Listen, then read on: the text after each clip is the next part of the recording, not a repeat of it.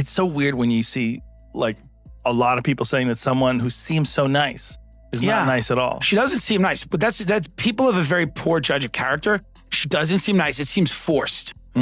People that are like that all the time, she doesn't seem nice. It's very forced. And whatever, you're allowed to be a bitch, right? You're allowed to be nasty to people. You're accomplished. You're a comedian. You did the whole thing. What you're not allowed to do is have a Guantanamo Bay situation in the backstage. What if one of the biggest internet conspiracies surrounding Ellen DeGeneres didn't start with Jeffrey Epstein at all, but with something as ordinary as pizza? That sounds ridiculous at first.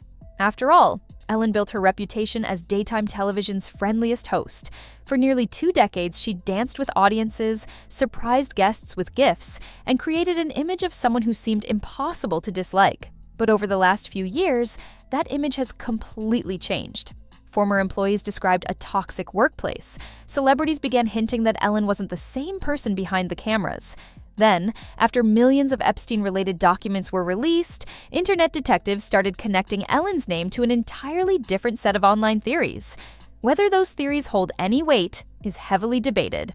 But they've spread across social media faster than almost anything involving Ellen in recent years. One of the biggest reasons is something that seems almost too ordinary to matter: pizza.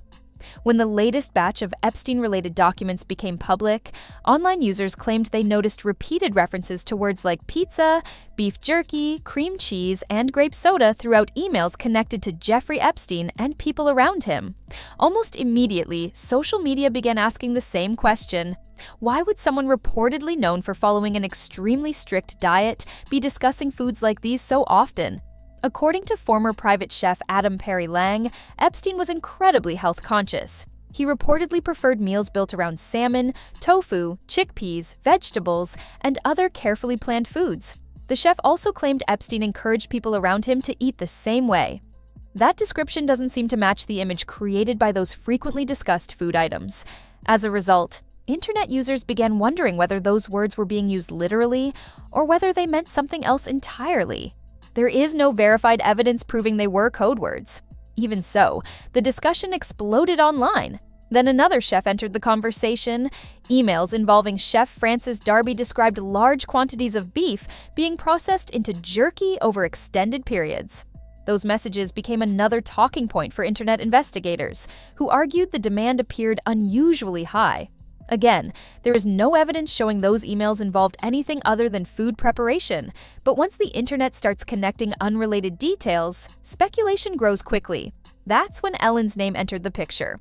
Old clips from the Ellen DeGeneres show suddenly resurfaced.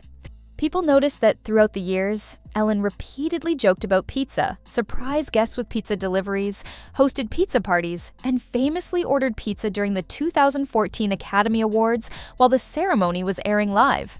At the time, it was simply viewed as a funny television moment. Years later, viewers began watching the clip through a completely different lens.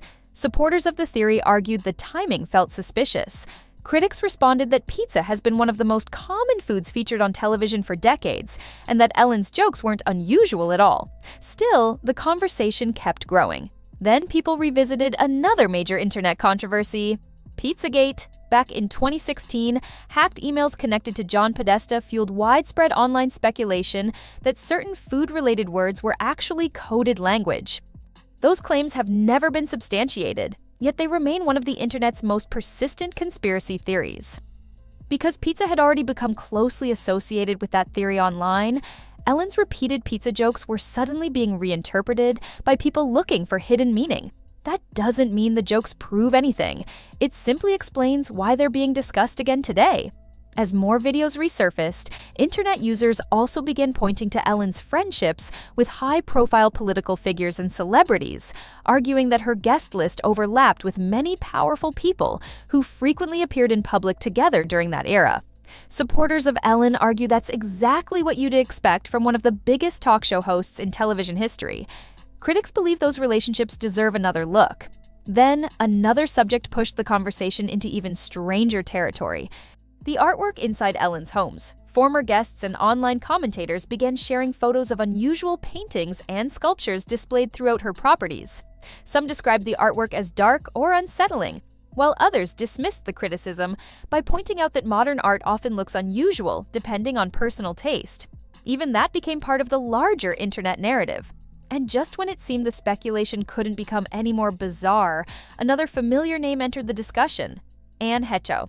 Because once people began revisiting Ellen's past relationships, Anne's tragic final months suddenly became the center of an entirely different theory, one that many internet users believe raises even more questions than the Epstein discussion itself. The conversation became even more controversial when people started revisiting Ellen's relationship with actress Anne Heche. The two were one of Hollywood's most talked about couples in the late 1990s, and although they eventually went their separate ways, their names continued to be linked by the media for years. After Anne's tragic car crash in 2022, online speculation exploded.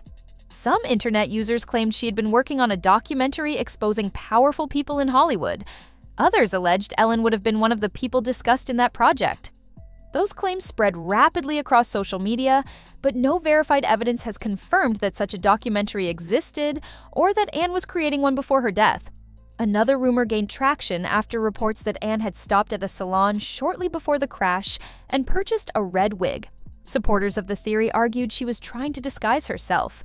Others pointed out there could be countless ordinary explanations for buying a wig, and no official investigation concluded that she was trying to escape anyone.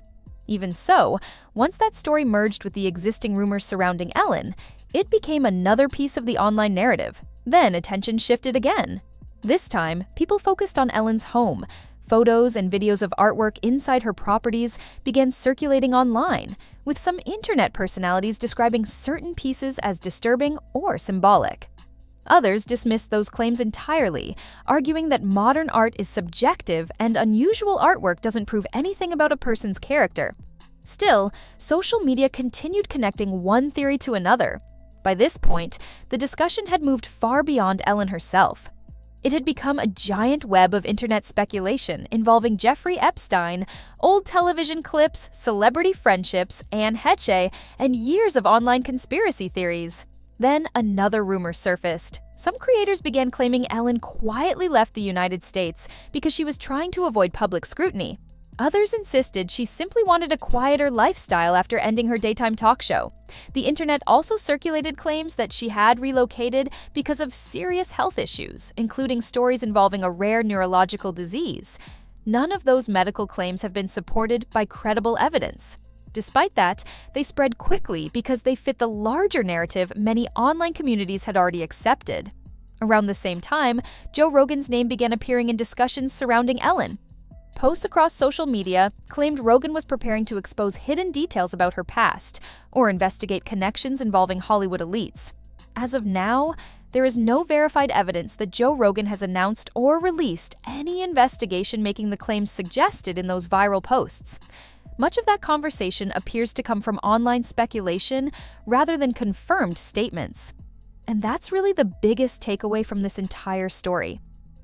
What started as people rewatching old Ellen clips eventually turned into a collection of theories built from unrelated events, resurfaced interviews, anonymous posts, and years of internet speculation. Every time a new document, interview, or viral clip appears, people revisit the same claims, often adding new details without verifying the old ones first. Whether someone believes those theories or completely rejects them often depends on how they interpret the same collection of public information. One side believes there are too many coincidences to ignore. The other believes coincidence is exactly what social media turns into conspiracy when enough unrelated stories get stitched together. What isn't disputed is that Ellen's public image has changed dramatically over the past few years. Once known almost exclusively as one of television's friendliest personalities, she has become the subject of intense online scrutiny, with everything from old interviews to social media clips being re-examined through a very different lens. Now I want to hear from you. Do you think the internet is reading far too much into old clips and celebrity connections?